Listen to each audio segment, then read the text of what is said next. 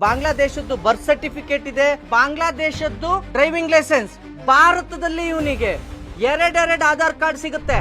Aadhaar card बनाने के लिए कितना पैसा दिया? 1500 रुपए दिए। हाँ? 1500।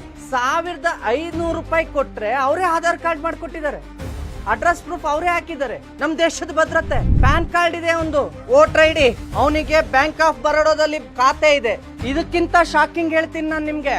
ಇದೇ ಬಜಾಜ್ ಫೈನಾನ್ಸ್ ಬ್ಯಾಂಕ್ ಇಂದ ಇವನಿಗೆ 4.5 ಲಕ್ಷ ಲೋನ್ ಆಗುತ್ತೆ. ಕನ್ನಡಿಗರಿಗಾದ್ರೆ ಹಡ ಹಿಡಿಸ್ಕೊಳ್ತಿರಲ್ರಿ ಏನಾರು, ನಾಚಿಕೆ ಆಗಲ್ವಾ ನಿಮಗೆ? ಹೆಂಗ್ ಕೊಟ್ರಿ? ಏನಿತ್ತು? ಏನ್ ಪ್ರೂಫ್ ಇತ್ತು? ಅವನ ಹತ್ರ ಮನೆ ಇತ್ತ, ಆಸ್ತಿ ಇತ್ತ, ಅಂತಸ್ತಿತ್ತ? ಕರೆಕ್ಟ್ ಆಗಿ ಅಡ್ರೆಸ್ ಪ್ರೂಫ್ ಇರ್ಲಿಲ್ಲ.